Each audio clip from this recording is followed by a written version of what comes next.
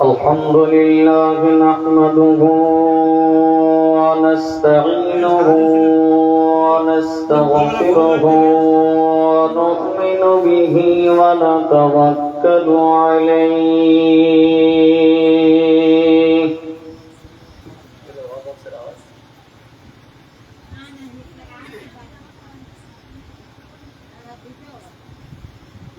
ونعوذ بالله من شرور أنفسنا ومن سيئات أعمالنا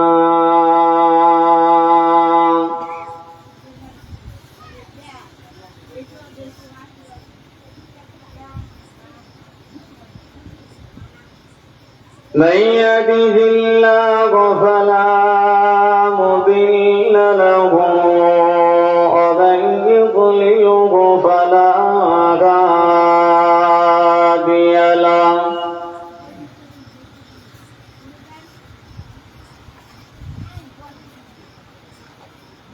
ونشهد أن لا إله إلا الله وحده لا شريك له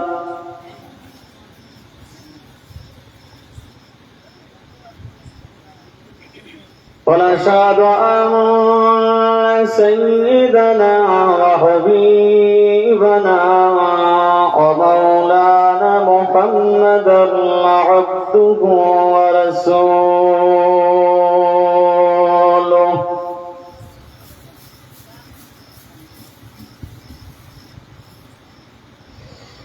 وقال الله تعالى مخبرا وآمرا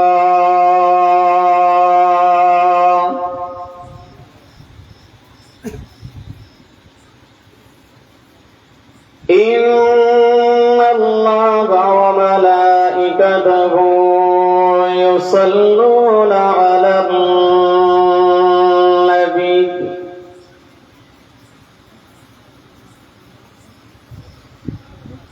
يا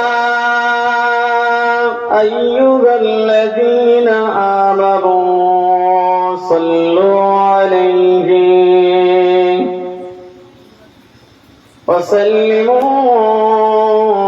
وسلموا تسليما اللهم صل على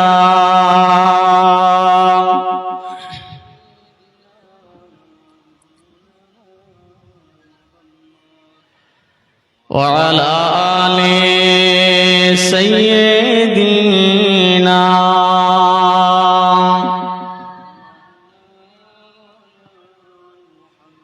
خوب محبت اللهم صل على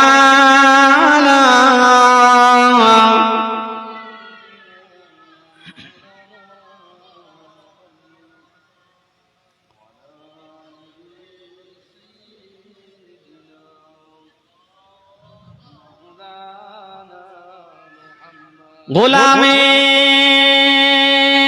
محمد میں کیا ڈر ہے مجھ کو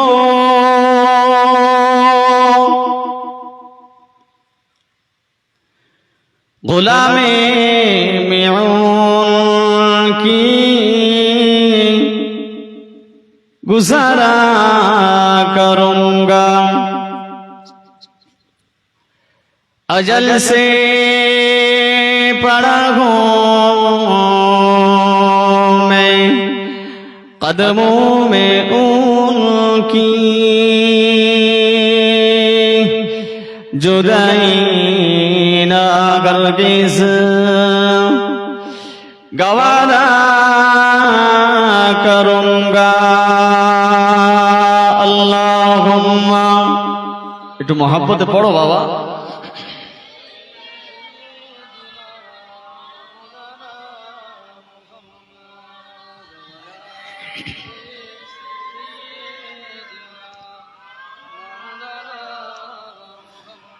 একটু কালেমায়ে জিকির লা ইলাহা ইল্লাল্লাহ, লা ইলাহা ইল্লাল্লাহ, লা ইলাহা ইল্লাল্লাহ মুহাম্মাদুর রাসূলুল্লাহ।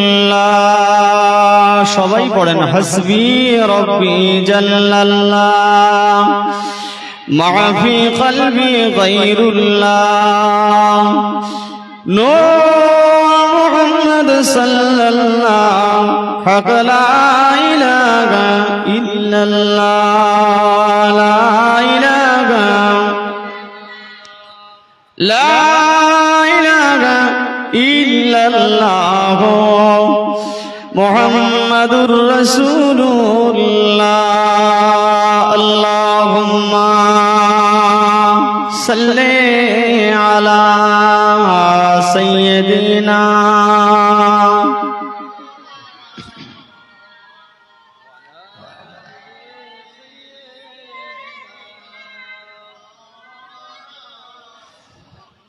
أما بعد فقد قال الله تعالى في كلامه المجيد والفرقان الحميد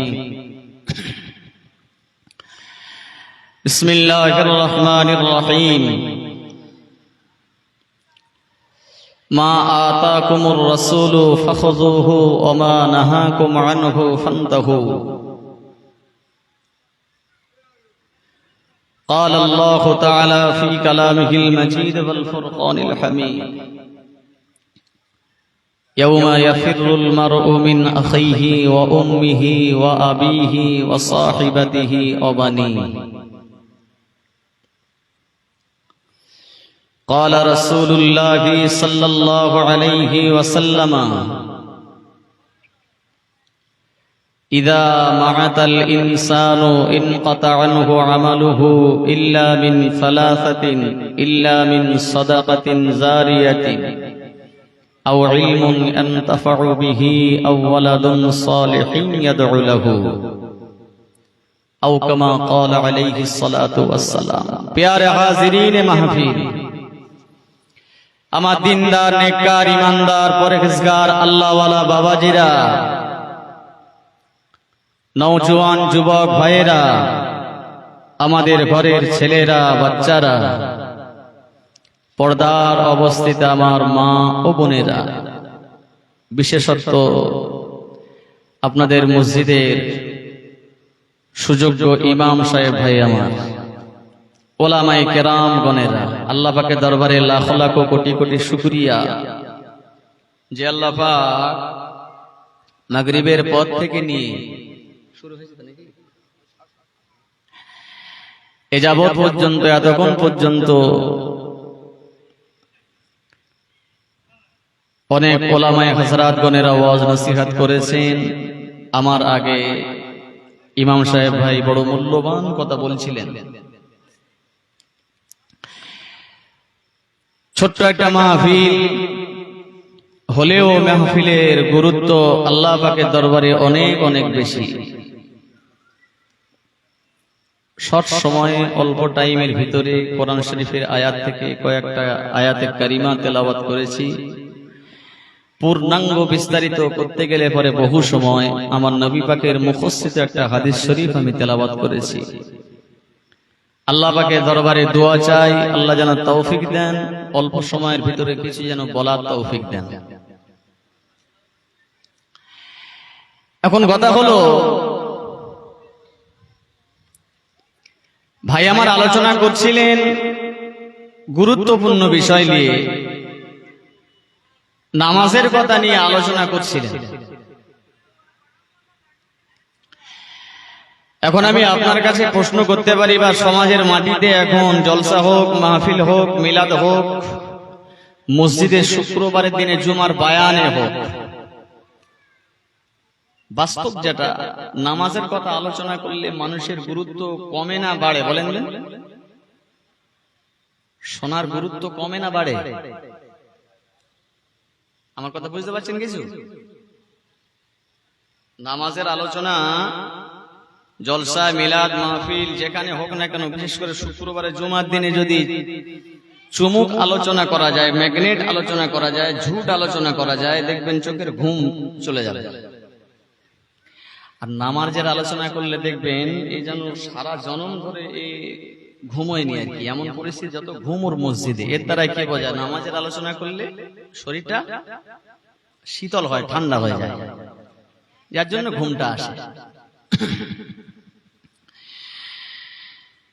আমি এখনই যদি আলোচনা করি আমি আপনার সামনে, হয়তো এমন আলোচনা করব পৃথিবীর কোন কিতাব পুস্তকে খুঁজে পাবেন না, কিন্তু সুবহানাল্লাহ রোল উঠে যাবে, চোখের ঘুমও চলে যাবে, সুবহানাল্লাহর আওয়াজের শেষ থাকবে না। বাবা এরম চলতেছে না চলে না? বলেন চলছে না চলেনি? এখন আমি যদি আপনাকে বলি ঈশার নামাজের পর মিলাদ আবার শুরু হয়েছে, এই ঈশার নামাজে ভাইয়ের পিছনে মসজিদে ইক্তেদা করেছেন কজনে? আমি যদি এখানে হাত তুলতে বলি, অনেকের হাত উঠবে বলে মনে হয়?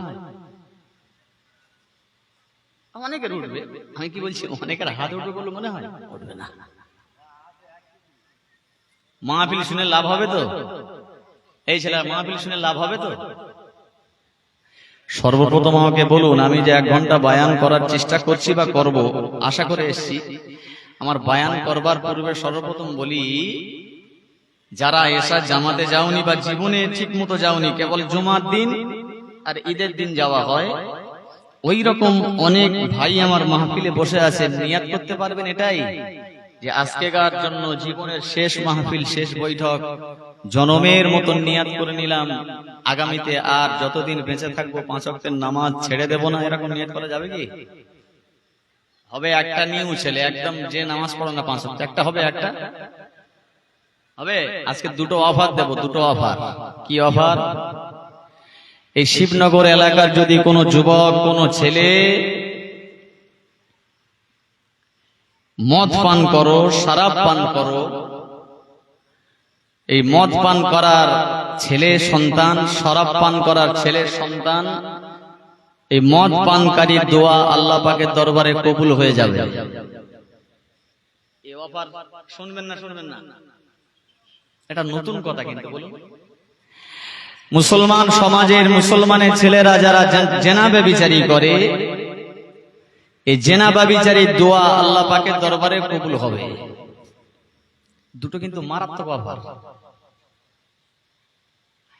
কিন্তু আল্লাহ বলেছেন, মা আতাকুমুর রাসূলু ফাখুযুহু ওয়া মা নাহাকুম আনহু ফান্তাহু। আমি আল্লাহ তোদেরকে যেটা অর্ডার করেছি, যেটা দিয়েছি, আমার রাসূল যেটা তোদের দিয়েছে, যেটা বলেছে, এই দুটোকে মেনে নিবি, তোরা নাজাত হয়ে যাবে। শবে বরাতের রাত্রিতে কিন্তু মসজিদে বহু বহু ভিড় হয়, বছরে একবার কামিয়ে নেব শেষ। শবে বরাতের সময় মসজিদে ভিড় হয় তো নাকি? দেখুন তো, রাসূল পাক সাল্লাল্লাহু আলাইহি ওয়াসাল্লাম তিনি বলেছেন, মদখোরের দোয়া আল্লাহ পাকের দরবারে কবুল হবে না। কিন্তু ইসলাম জগতের দ্বিতীয় খলিফা উমরে ফারুক রাদিয়াল্লাহু আনহু হুজুর বলেছেন, মদখোরের দোয়া আল্লাহ পাকের দরবারে কবুল হয়। দুটো কথা কি এক? এ দুটো কথা এক? শোনা লাগবে তো নাকি? শিবনগরে মনে হয় মদখোর টদখোর নেই, আছে? এ ভাই, আমরা সত্যি বাস্তব বিশ্বাস করুন, এই বকরা ঈদের পরে আশ্চর্য হয়ে যাবেন আপনি। বকরা ঈদের পর আমি একটা প্রোগ্রামে গিয়েছি, রাত 12:30টার সময় বাড়িতে ফিরছি। এখন তো ছোট্ট মাহফিল, রাস্তার ধারে 4 জন মুসলমানের বাচ্চা মদের বোতল নিয়ে 4 জনে বসে আছে। মানে এর দ্বারা বুঝতে পেরে গেছি আমি স্লো করলাম, করলে দেখলাম মুসলমানের ছেলেরা কইছে চেনা চেনা লাগছে, চেনা আছে। আমি কইছি তোরা এখানে? আমি আর সাড়া করিনি, যেহেতু মদের বোতল নিয়ে বসে আছে, আমি তো জানি তো কোরবানির গোশত কষা করে নিয়ে এসছে, ওরা চালাচ্ছে, চালা। শবে বরাতের রাত্রিতে, লাইলাতুল বরাতের রাত্রিতে মুসলমানের ভিড় মসজিদে বেশি। আর রাসূল বলেছেন, মুসলমানের শবে বরাতের রাত্রিতে, লাইলাতুল বরাতের রাত্রিতে 7 শ্রেণীর ব্যক্তির দোয়া আল্লাহ পাকের দরবারে কবুল হবে না। তার ভিতরে মদখোরের দোয়া আর ব্যভিচারীর দোয়া, জিনাকারীর দোয়া আল্লাহ দরবারে কবুল হবে না। কিন্তু উমরে ফারুক বলতেছে মদখোরের দোয়া আল্লাহ পাকের দরবারে কবুল হয়। দুটো কথা কিন্তু এক নয়, আসমান ও জমিন ফারাক। জীবনের লক্ষ্যে যদি আপনি মাহফিল শোনেন, পরিবর্তনের লক্ষ্যে যদি আপনি মাহফিল শোনেন, নামাজি হওয়ার লক্ষ্যে যদি আপনি মাহফিল শোনেন, তাহলে আপনার জীবনে মাহফিল শুনে লাভ হবে না, লাভ হবে না। আমি আপনাকে বলছি, আমি এইরকম বলে দিয়েছি, যারা 5 ওয়াক্তের নামাজ পড়ো না, যাদের 5 ওয়াক্তের নামাজের গুরুত্ব নেই, আমি ফতোয়া দিয়ে দিলাম জুমার নামাজ তারা পড়তে আসেন। জোহরের 4 রাকাতের পরিবর্তে 2 রাকাত জুমার নামাজ, তো নাকি? জুমার জন্য এত লালাহিত কেন? বাতাসা খাওয়া না মিষ্টি খাওয়া, সেই লোকে আসবে না। খবরদার, আমি একটু কড়া কড়া কথা বলি, তাতে মানুষ বলে এত, হ্যাঁ এত। আসরের নামাজ না পড়লে যে গুনাহ হয়, জুমার নামাজ না পড়লে সেই গুনাহ হয়। রাসূল বলেছেন বিনা কারণে 3টি জুমার নামাজ যে খেলায় ইচ্ছাকৃতভাবে যে কাজা করবে, ছেড়ে দেবে, রাসূল বলছেন ওর নামটা মুনাফিকের দপ্তরে নামটা লেখা হবে। 3টে জুমার নামাজ যদি ইচ্ছাকৃতভাবে ছেড়ে দেয়, মুনাফিকের খাতায় নাম লেখা হবে। আর রাসূল বলেছেন যে 5 ওয়াক্তের নামাজ জনমে পড়ে না, আল্লাহ নবী বলেছেন একটা কুফর, একটা কাফেরের সঙ্গে তার মানে যুক্ত করে দেওয়া হয়েছে। দুটো আসমান আর জমিন ফারাক। ও আমার ভাইজানেরা, সোনার মানিকেরা, কলিজার টুকরারা, আমার নবী, আপনার নবী হাবিবুল্লাহ জনাবে মুহাম্মদুর রাসূলুল্লাহ সাল্লাল্লাহু আলাইহি ওয়াসাল্লাম, নবী আমার 1500 বছর পূর্বে আল্লাহ নবী মদিনার মসজিদে নববীতে দাঁড়িয়ে দাঁড়িয়ে বললেন, ও আমার সাহাবীরা, আমি রাসূলুল্লাহ তোদেরকে জানিয়ে দিলাম, শবে বরাতের রাত্রিতে, লাইলাতুল বরাতের রাত্রিতে বান্দা নামাজ পড়তে আসে। আল্লাহ নবী বলেছেন শবে বরাতের রাত্রিতে বান্দা যে দোয়া চায়, আল্লাহ ওই বান্দার দোয়া আল্লাহ পাকের দরবারে কবুল হয়। তবে আমি রাসূলুল্লাহ জানিয়ে দিলাম, শবে বরাতের রাত্রিতে 7 শ্রেণীর ব্যক্তির দোয়া আল্লাহ পাকের দরবারে কবুল হবে না। আল্লাহ নবী এই কথা বলে যাবার পরে নবী আমার বিদায় হয়ে গেল। হযরত আবু বকর সিদ্দিক রাদিয়াল্লাহু আনহু হুজুর আমার রাষ্ট্রপতি হলেন, খেলাফতের দায়িত্বটা নিয়ে মদিনার মসজিদে ইমামতি করতে শুরু করলেন। আবু বকরের জামানা চলে গেল। ইসলাম জগতে দ্বিতীয় খলিফা উমর ফারুক রাদিয়াল্লাহু আনহু যখন খেলাফতের দায়িত্বে ছিলেন, মদিনার মসজিদে নববীতে যখন ইমামতি করতে লেগেছেন, আল্লাহ নবী সাহাবী হযরত উমর ফারুক জুমার দিনে দাঁড়িয়ে দাঁড়িয়ে বললেন, এ মদিনার যুবকেরা, হে মদিনার সাহাবীরা, আমি উমর ফারুক বলছি, শুনে রাখো, জেনে রাখো, কানটা খোলে, মদখোরের দোয়া, শরাব পানকারীর দোয়া আল্লাহ পাকের দরবারে কবুল হয়ে যায়। বলুন সুবহানাল্লাহ। সাহাবীরা টেপাটেপি করছে, আরে আল্লাহর নবী বলেছে মদ করে দোয়া কবুল হবে না, আর উমর বলছে একটা নতুন কথা, এ তো মারাত্মক ব্যাপার। আর আল্লাহর নবী বলেছেন আমি হলাম শেষ নবী, আমার পরে আর কোন নবী হবে না। আমার পরে যদি কেউ নবী হয় তাহলে কে হবে? আবু বকর, আলী, উসমান না, যদি কেউ নবী হয় আমার সাহাবী উমর নবী হবে। আমি নবী হওয়ার অনেক গুণ, অনেক সিফাত আমি আমার উমরের ভিতর থেকে আমি পেয়েছি। আচ্ছা, ওই উমর বলছে মদ করে দোয়া আল্লাহ পাকের দরবারে কবুল হবে। আচ্ছা, এই জিনিসটা একটা ভাববার বিষয়। সাহাবীরা সব কানাঘুষা করতে লেগেছে। যদিও এখানে মদ যদি না হয়, না থাকে, ঠিক কথা, কিন্তু আমি কেন বলছি শেষ ভাগে আমি আপনাকে বুঝিয়ে দেওয়ার চেষ্টা করব। ও ও ছেলেরা, যুবকেরা, জওয়ানেরা, শুনে রাখো, জেনে রাখো, হযরত ওমর ফারুক রাদিয়াল্লাহু আনহু হুজুর আমার বর্ণনা যেই না করলেন, হযরত আলী, হযরত আব্বাস, হযরত উসমান, तमाम সাহাবীরা উঠে দাঁড়িয়ে বললেন, হুজুর, হে আমিরুল মুমিনিন, খলিফাতুল মুসলিমিন, আল্লাহ নবী বলেছেন মত করে দোয়া আল্লাহ পাকের দরবারে কবুল হবে না। হুজুর, আপনি আপনার নতুন একটা কথা শুনছি, মত করে দোয়া আল্লাহ পাকের দরবারে কবুল হয় কি করে? আপনি আমাকে আপনি আমাদেরকে একটুখানি ব্যক্ত করুন। ও জানেনা, যুবকেরা, ছেলেরা, বাচ্চারা, শুনে রাখো, জেনে রাখো, জিনা করে দোয়া আল্লাহ পাকের দরবারে কবুল হয়, মদ করে দোয়া আল্লাহ পাকের দরবারে কবুল হয়। তবে শুনে রাখো, জেনে রাখো, ওমর ফারুক বলতে গিয়ে বললেন, বাবা সাহাবীরা শোনো, আমি ওমর গত বৃহস্পতিবার দিন আসরের নামাজটা আমি আদায় করলাম। আমি ওমর, আমি আসরের নামাজটা আদায় করে আমি গুটি গুটি গুটি গুটি গুটি গুটি পায়ে আমি বাড়িতে যেতে লাগলাম। বাড়ির দিকে আমি রওনা করতে লাগলাম। আমি যখন রাস্তার প্রতিমধ্যে আমি পৌঁছে গেলাম, অমুক রাস্তা দিয়ে মদিনার একটা যুবক, মদিনার একটা ছেলে, মদিনার একটা নওজোয়ান মদের বোতল একটা হাতে করে নিয়ে গুটি গুটি গুটি গুটি গুটি গুটি পায়ে হেঁটে আসে। যে রাস্তায় উমার যাচ্ছে বাড়িতে, বিকল্প কোনো রাস্তা নেই, আর ওই রাস্তায় মদিনার একটা যুবক মদের বোতল হাতে করে নিয়ে গুটি গুটি পায়ে টুক টুক টুক টুক টুক টুক করে হেঁটে হেঁটে আসছে। ওমর ফারুকের নজরটা কিন্তু ওই যুবকের দিকে পড়ে গেছে। ওই যুবকটা ওমর ফারুককে দেখে একটু আশ্চর্য হয়ে গেল। পিছনেও যেতে পারছে না, আর সামনেও আগাতে পারতেছে না। কেন?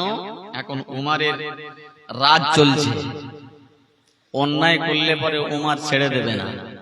আর আমি যুবক, আমার হাতে মদের বোতল, এখন আমি উমারের সামনে পড়ে গিয়েছি। উমার তো আমাকে দেখে নিয়েছে। আমি পিছন দিকে পালিয়ে যদি যাই, আগামীকাল সকালবেলা আমার তো নিস্তার নেই, আমার তো কোনো ছাড় নেই, আছে কি?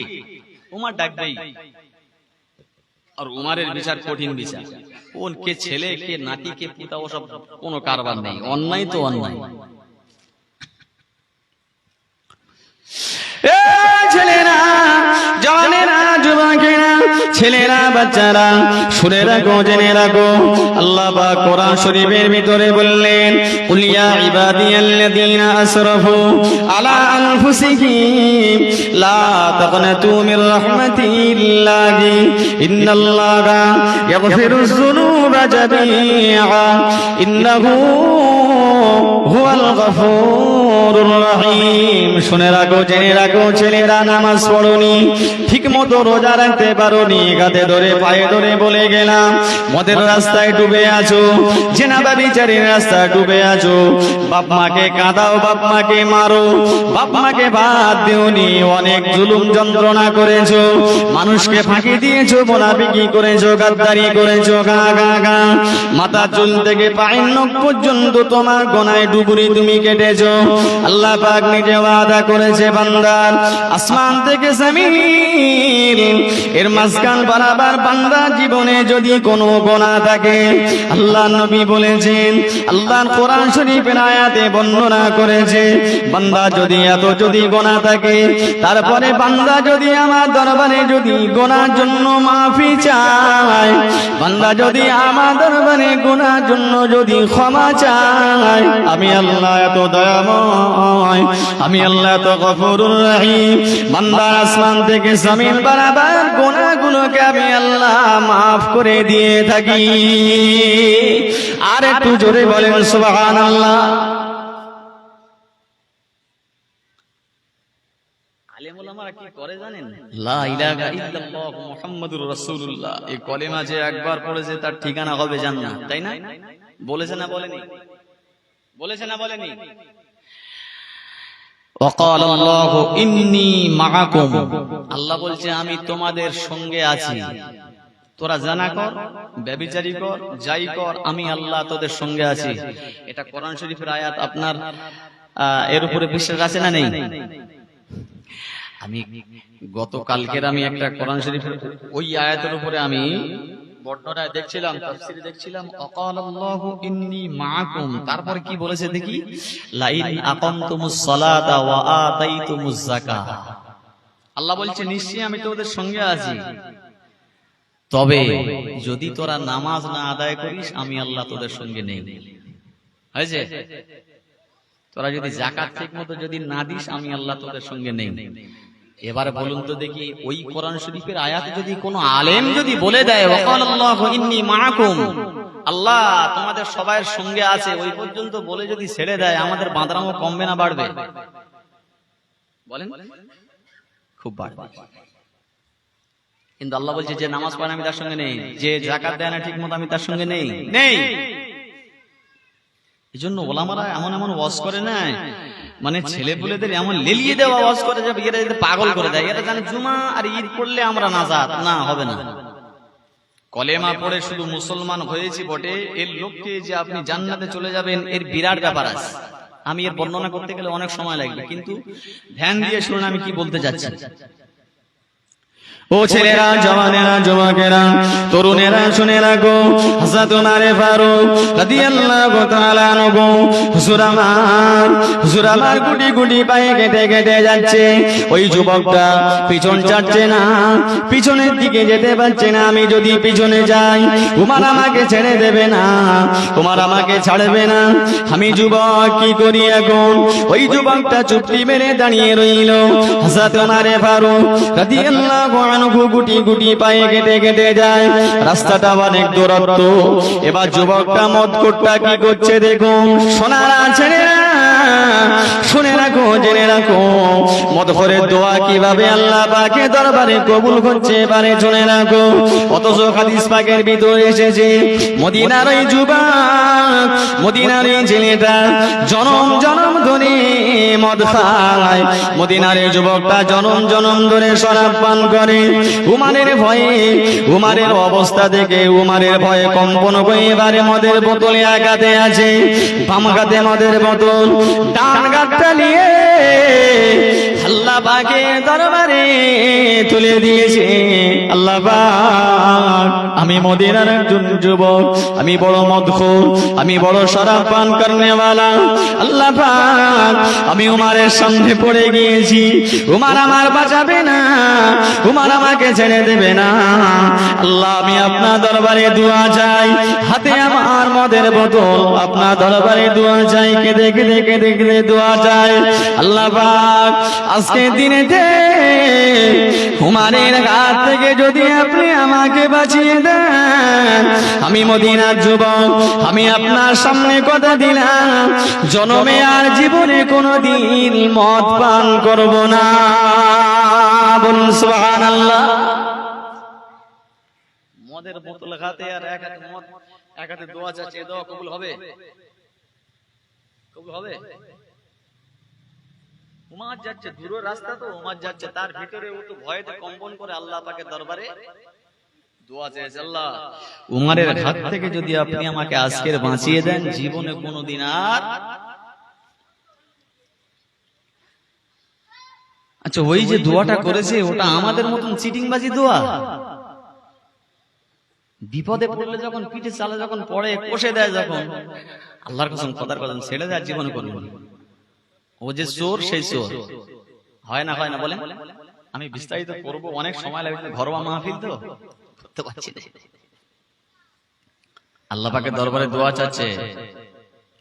বাপ চলে গেল, মা চলে গেল, দাদু চলে গেল, দাদি চলে গেল, আমরা তো অনেকে কবরের ধারে নামাজ পড়ছি, মুনাফিকি করছি, নামাজ পড়ছি, গাদ্দারি করছি, নামাজ পড়ছি, মানুষের ফাঁকি দিচ্ছি, নামাজ পড়ছি, মানুষের ক্ষতি করার চেষ্টা করছি। মানে সমাজ শেষ হয়ে গেছে একদম। বেনামাজি যা করতেছে, নামাজিও তাই করতেছে। করে না, করে না বলে? এই আষাঢ় মাস পড়েছে, শ্রাবণ মাসে চাষ হবে, কত চাষা, কত চাষতো ভাই বিসমিল্লাহ বলে আলের গায়ে মারবে কোদাল, জানেন? কাটলে বাড়ে, সেটা কি? কাটলে বাড়ে কি?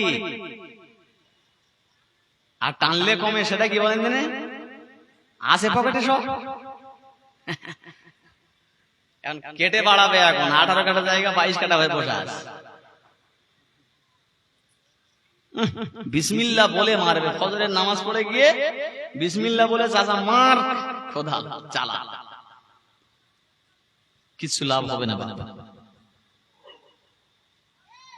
আল্লাহ নবী সাহাবী হযরত ওমর ফারুক রাদিয়াল্লাহু আনহু হুজুর আমার গুটি গুটি পায়ে হেঁটে হেঁটে ওই যুবকের কাছে গিয়ে দাঁড়িয়ে গেল, ওই যুবকের পাশে গিয়ে দাঁড়িয়ে গেল। হযরত ওমর ফারুক কিতাবের ভিতরে এসেছে, হুজুর আমার ওই যুবকের পাশে গিয়ে দাঁড়িয়ে যুবকের পিঠের দিকে হাতটা চাপিয়ে দিল। যুবকের পিঠের উপরে হাতটা চাপিয়ে দিলে একটুখানি তম্বি করলো, যুবক থামো, কম্পন করছো কেন, কাঁপছো কেন, থরথর করে কেন তুমি কাঁপো? আমি ওমর, আমাকে দেখে তোমার কি ভয় হয়? ওই যুবকটার কথা শুনে গেল।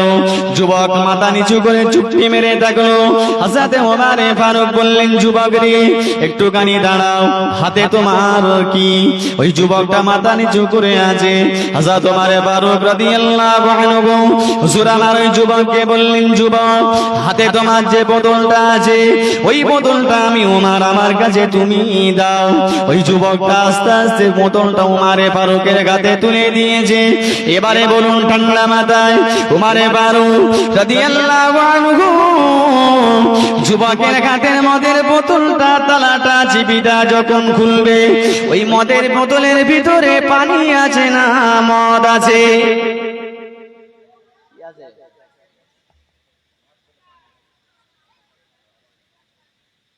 বুঝতে পারেননি? ওর তো বুকের ভিতরে তো কম্পন শুরু হয়ে গেছে, যে দোয়া আল্লাহ পাকের দরবারে চেয়েছি ঠিক, কিন্তু হাতে তো আমার মদের বোতল। আর ওমর খুললেই মাত্রে আমার বিপদ, সে বিপদের শেষ নেই।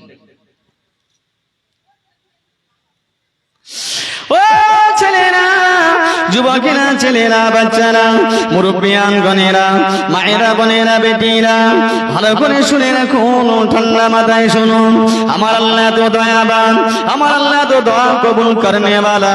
বান্দা নামাজের পাটিতে বসে গো, বান্দা গভীর রাতে নিশুতি রাত্রে রাস্তার মাঝখানে গো, বান্দা যেখানে দাঁড়িয়ে দাঁড়িয়ে যদি ইয়াকিন মনে অন্তরে, ইয়াকিন অন্তরে যদি তওবা করে, বান্দা যদি দোয়া করে, আমার আল্লাহ ফেরত দিতে পারেন না। আমার আল্লাহ বান্দা দোয়াটা কবুল করে নেয়।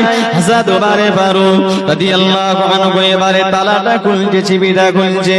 ওমর বলছে, যুবক শোনো, আমি এই চিবিটা এবারে খুলবো, আমি এই মদের বোতলের ডালিটা আমি খুলবো।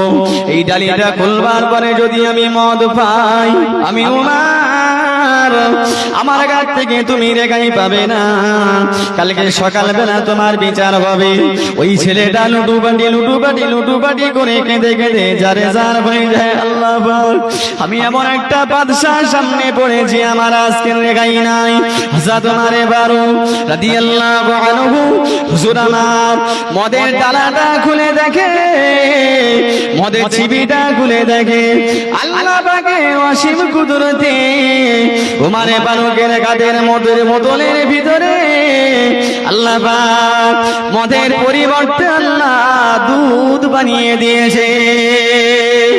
আর একটু জোরে বলেন সুবহানাল্লাহ। ও দোয়া চেয়েছিল আমার আপনার মধ্যে চিটিংবাজি দোয়া কি?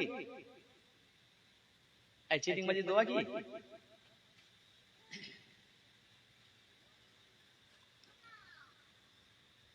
মদ করে দোয়া আল্লাহ পাকের দরবারে কবুল হবে না। আর উমর বলছে মদ করে দোয়া আল্লাহ পাকের দরবারে কবুল হচ্ছে।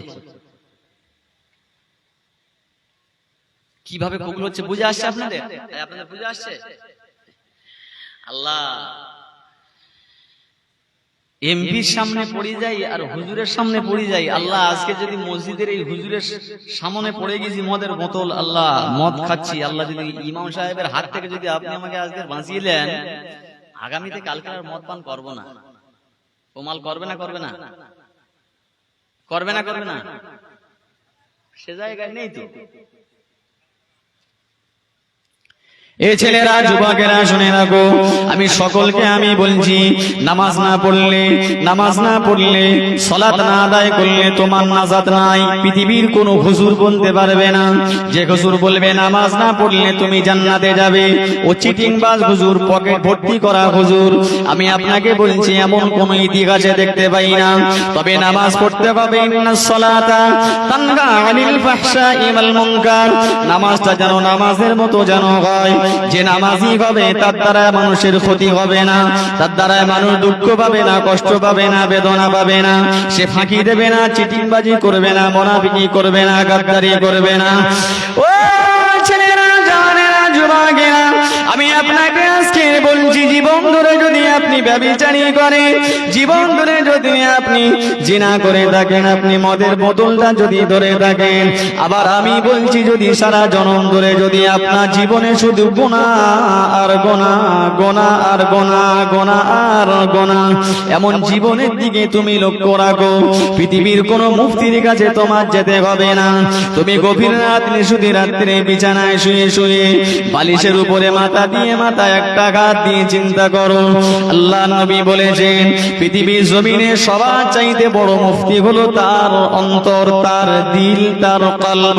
ওই কলবেকে তুমি প্রশ্ন করো, দিলকে তুমি প্রশ্ন করো, আমি কিভাবে চলছি, আমি কতটা ভালো, কত মন্দ, আমি কত ভালো, কত খারাপ। এই চিন্তা যদি তুমি করো, পৃথিবীর কোন মুক্তি তোমার ফতোয়া লাগবে না, তোমার অন্তর তোমাকে ফতোয়া দিয়ে দেবে।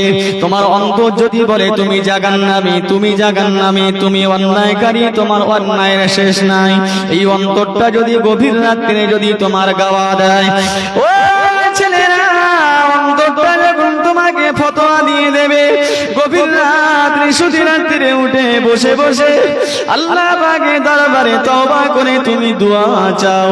আমার আল্লাহ তো দয়াবান, আমার আল্লাহ তো গফুরুর রহিম। ওই জাহান্নামী গাওয়া দেওয়ার পরেও যদি তুমি তওবা করে দোয়া চাও, মাফি চাও, আমার আল্লাহ ওই গভীর রাতে তোমাকে বেগুনাহ মাসুম করে দেবে। আর একটু জোরে বলেন সুবহানাল্লাহ, আল্লাহুম্মা। এবারে একটু পানি দাও তো।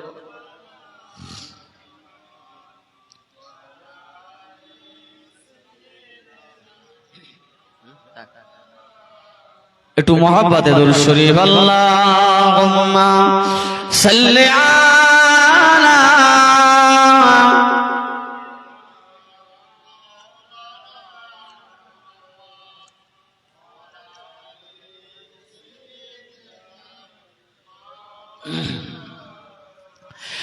সালাম তোমাকে হাজার সালাম, হে আমার নবী আকরাম।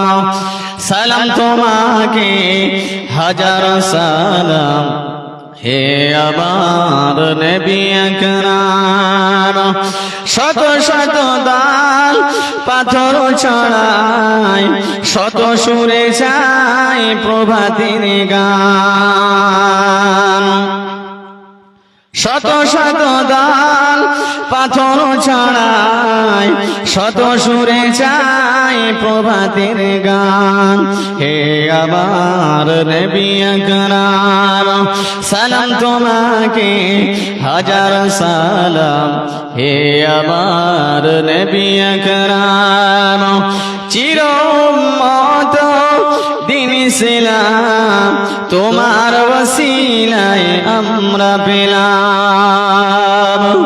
চির উম্মত দিন ইসলাম তোমার ওসিলায় আমরা পেলাম। হে আমার নবী আকরাম, সালাম তোমাকে হাজার সালাম, হে আমার নবী আকরাম, হে আমার নবী আকরাম। আল্লাহুম্মা সাল্লি আলা।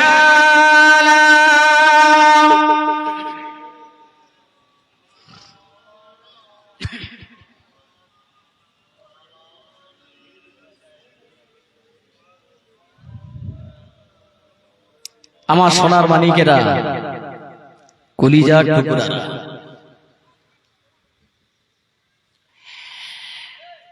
পরিবর্তনের লক্ষ্যে ওয়াজ নসিহত একটু করা ভালো। চমক দেওয়া দেই ওয়াজ করলে সমস্যা বিরাট। আমি যে ভাষায়, আমি যে লক্ষ্যে, আমি যে টার্গেটে ওয়াজ করছি, আপনাদের একটু কিছু বুঝে আসছে তো নাকি? বুঝে আসছে? আমাদের ভিতরে আমরা যারা বসে আছি, আমরা কি সব নেককার না গুনাহগার? জোরে বলেন, আমরা সবাই নেককার না গুনাহগার?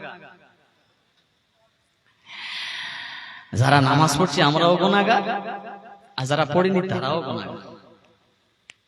কে কোন কাজ নিয়ে পড়া আছি ঠিক আছে বাপ, ছেলেপুলেদের অত্যাচারের শেষ নেই, আমাদের ঢ্যামনামও শেষ নেই। মানে মানুষ এমন জায়গায় পৌঁছে গিয়েছে যা কল্পনার বাইরে। এখন বলুন, জীবনে বেঁচে থাকা কালীন বাপ বেঁচে থাকলে মা চলে গেল, বাপ চলে গেল, কি হালাতে চলে গেল জানি না। দোয়া চাই আমাদের পিতামাতা যারা কবরে, আল্লাহ তাদের কবরটাকে বেহেশতের গোলাপ ফুলের বাগান করে দেন। সকলে বলুন আল্লাহুম্মা আমিন। আচ্ছা, রাসূল বলেছেন মানুষ যখন মারা যাবে মানুষের সব নামায় আমাল বন্ধ হবে। হবে না? হবে না? নামাজ পড়তে পারবেন? রোজা রাখতে পারবেন? হজ করতে পারবেন? কিছু পারবেন না।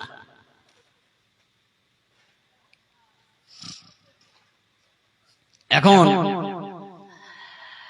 রাসূল বলেছেন কিন্তু মানুষ মারা যাবার পরে দুনিয়ার জমিনে তার কবরের ভিতরে সওয়াব পৌঁছানোর জন্য তিনটে রাস্তা খোলা থাকে। কটা রাস্তা বলেছি বাবা? এই কটা রাস্তা বলেছি? তিনটা রাস্তা খোলা থাকে। তার ভিতরে বলেছেন আউওয়ালাদুন সালিহিন ইয়াদউ লাহু,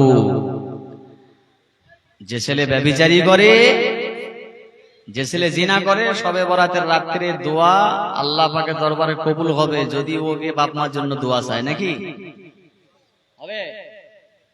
বেনামাজি যদি শবে বরাতের রাত্রে গিয়ে দোয়া চায়, দোয়া কবুল হবে? বিশ্বাস করুন, সেই 10-11 বছর বয়স থেকে ছেলে বসো, 10-11 বছর বয়স থেকে মাদ্রাসায় পড়ছি, তারপর থেকে এই ওয়াজের জগতে কম বেশি আছি, মসজিদে ইমামতি করি, কম বেশি নামাজ কালাম পড়ি। তো শবে বরাতের রাত্রে বিশ্বাস করুন এত দোয়া চাই আল্লাহ পাকের দরবারে, আল্লাহ একটা 4 টাকা দাও, হচ্ছে না। কি বলেন? কিন্তু বান্দা শবে বরাতের রাত্রে মসজিদে এদের ঠেলায় নামাজিরা প্রথম কাতারে জায়গা পায় না। দোয়া কবুল হচ্ছে তো সব? এত ভিড় হয় কেন? বান্দা যা চাইবে আল্লাহ তাই দেবে। এই ছেলেরা শবে বরাতের রাত্রে বলে কথা না, তামাম জীবন ধরে যদি দোয়া চাস হবে না।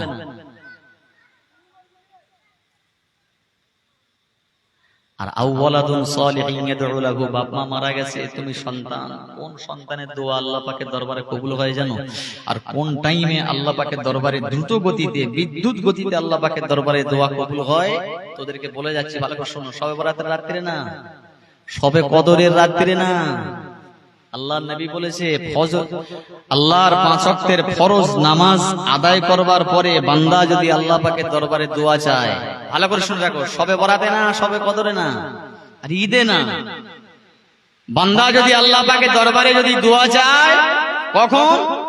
5 ওয়াক্তের নামাজের পরে যদি বান্দা যদি আল্লাহ পাকের দরবারে দোয়া চায়, ওই দোয়াটা আল্লাহ পাকের দরবারে সরাসরি কবুল হয়ে যায়। জোরে বলুন সুবহানাল্লাহ।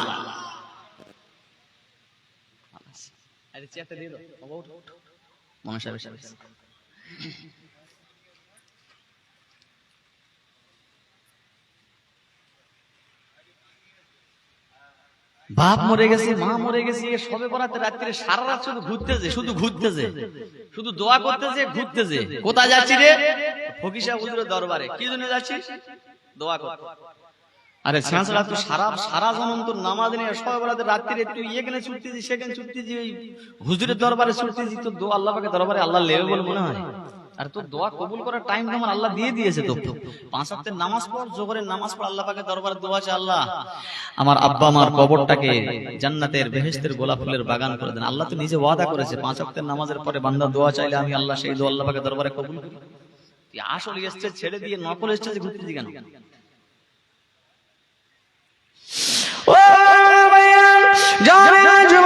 ছেলেরা, বাচ্চারা, বন্ধুগণ, জীবনের লক্ষ্যে আমি আপনার কাছে একটু বয়ান করতে যাচ্ছি, একটুখানি শুনুন।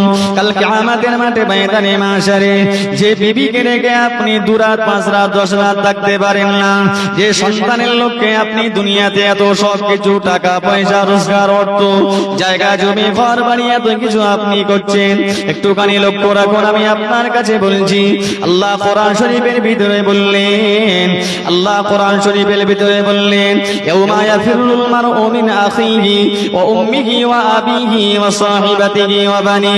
ছেলেরা শুনে রাখো, জেনে রাখো, আল্লাহর কোরআন জীবনে কোনোদিন মিথ্যা হয় না, হবে না, হবে না, হবে না। আল্লাহ নিজে বর্ণনা করলেন, ওই বিবি কাল কিয়ামতের মাঠে ময়দানে তোমার জন্য কোনো কাজে আসবে না। তোমার ছেলে পুলে সন্তান সন্ততি যাদের মহব্বতে এত দুনিয়াদারি তুমি করো, ওই ছেলে সন্তান পুত্র তোমার কোনো কাজে আসবে না। তোমার আব্বা মা তোমার কোনো কাজে আসবে না। কাজে তোমার কেটা আসবে, কাজে তোমার এইটাই হবে, কাজে তোমার এটাই হবে, আমালান সালিহা। কিয়ামতের দিন, মুসিবতের দিনেতে, কঠিন দিনেতে তুমি যদি আমল যদি করতে পারো, ভালো কাজ যদি তুমি যদি করতে পারো, নেকির কাজ যদি তুমি যদি করতে পারো, সওয়াবের কাজ যদি তুমি যদি করতে পারো, ওই নেকি সওয়াবের কাজ তোমার কিয়ামতের কঠিন দিনেতে আল্লাহ পাকের দরবার থেকে নাজাত করে জান্নাতে পৌঁছে দেবে। কেউ তোমার কাজে লাগবে না বাবা, সব বেকার।